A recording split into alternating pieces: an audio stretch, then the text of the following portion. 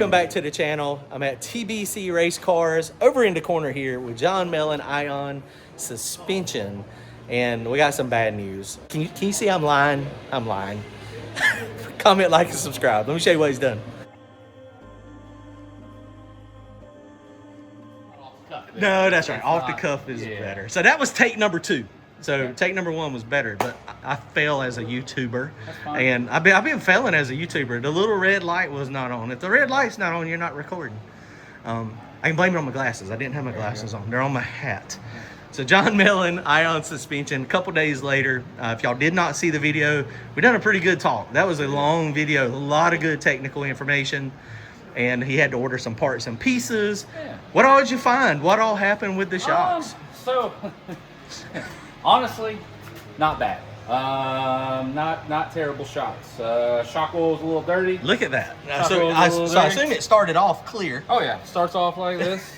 A little bit of that. Wow. But then it ends up like that. That's many years of driving down the road. Absolutely. So, and we talked about that. There's a lot of comments on that about the travel in the trailer, and that's good information. We got to figure out how to make this better. So stuff wears down, stuff gets in the oil, heat also kind of breaks it down. So overall, just clean it out, reseal them all, and right back to where you were, brother. That is awesome, man. So you put them back on the dyno, did all the dyno pulls. Settings are right back to your radial stuff like we were playing with when you left last time, and honestly, they didn't change anything. Like it's not a bad shock. Not a bad shock at all. That is pretty cool. So AFCO, this was your first time ever dealing with this is my a first QA1. time ever dealing with QA stuff. Right. Wasn't difficult. Really, like I said, decent shock.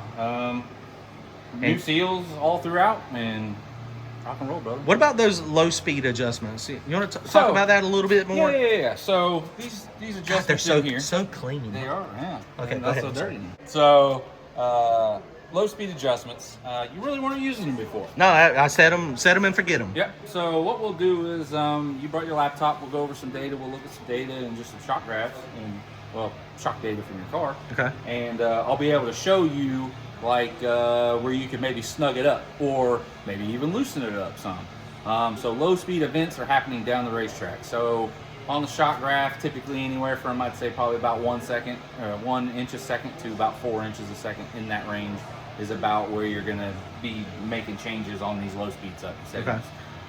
So that's the down the track stuff where everything is kind of slowing down suspension wise. It's not vehicular speed, it is shock speed. How is compressing or extending? Shock event speeds. Right. So, low speed, high speed. It's complicated. It is. It's bad. Yeah, you got to figure. I mean, you got to wrap your head around it. Absolutely. So, but yeah, no, we'll go over some data. I'll show you, how you can maybe improve a little bit more, and yeah. Okay, and I'm fixing to show you. Okay, I think I know what I'm going to see now that you've explained to me on the low speed and the high speed, because some of my shock.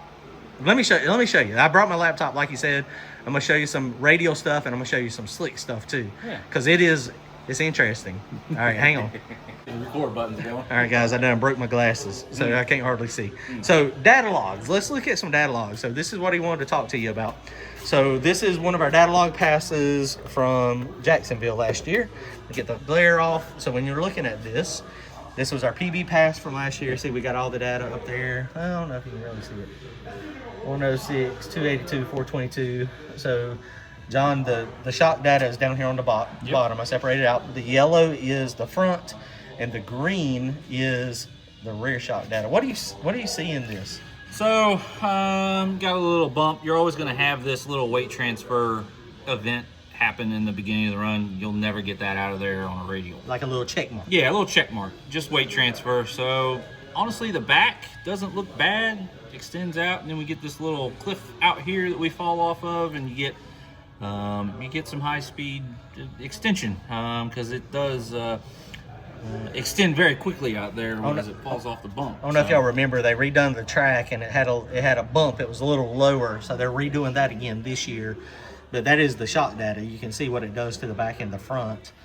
But so generally, right here with this, so like your real fast radial stuff, it goes ahead and separates a lot faster, right? It can. Honestly, where your 4-link is in the back of this thing, like it is just barely over neutral. Like it's not super aggressive, or at least, I mean, for the 422, like you'd have to have some power in it. So it's not. Honestly, the 4-link is pretty conservative for the back of the car to extend, continuously extend like that. Honestly, I was expecting it to be a lot more aggressive in the beginning and flatline. But right. honestly, for the 4-link that's in the back of the car, like, I don't see anything that we could really improve on the low speed side of stuff, because it just, all this low speed events out here as the car drives through the middle of the racetrack,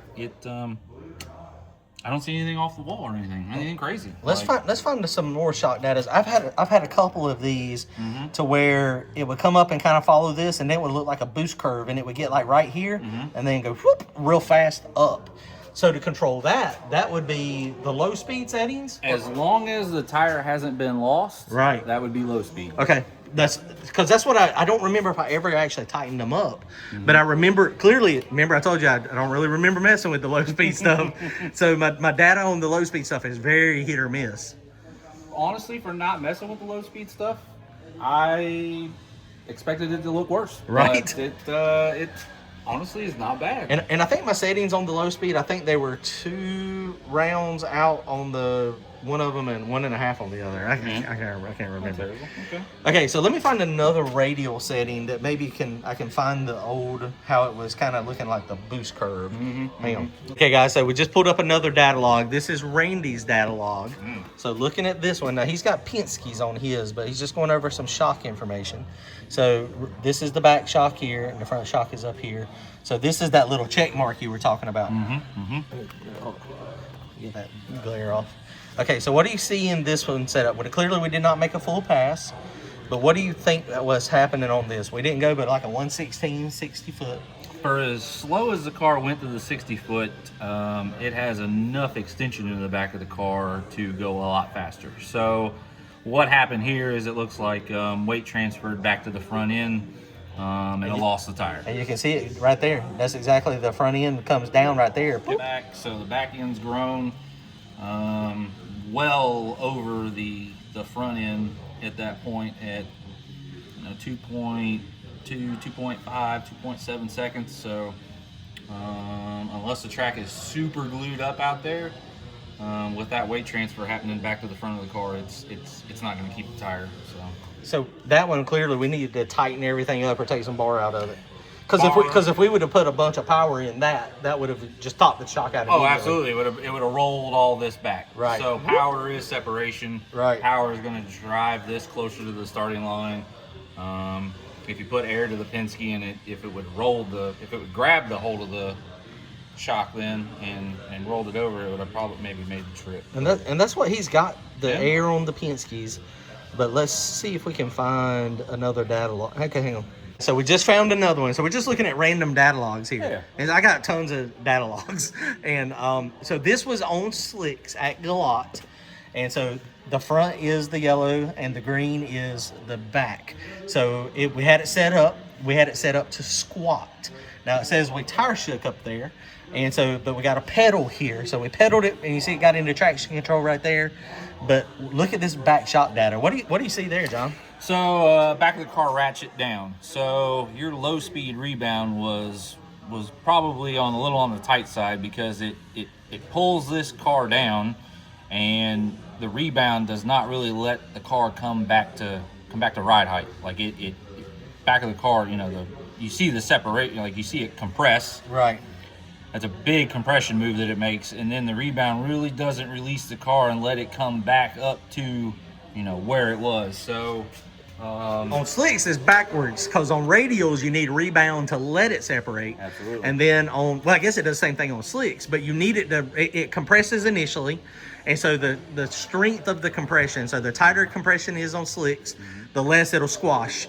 And so if it's slower, it'll try to squash. But it will still try to get. Okay, absolutely. gotcha. Still, because shocks are just timers. Okay. Shocks are only going to dictate how quickly the suspension moves. It's not going to dictate what the suspension does. It's only going to dictate the speed at which it does it. Okay, I gotcha. Yep. So with that, it didn't let it come back up. So that's why the rebound was too tight. So the rebound needed to be looser on the low speed side. Low speed rebound could have been looser on that to let the shock be a shock.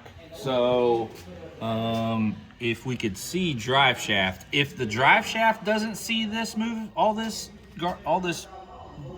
mess, then the shock is doing its job.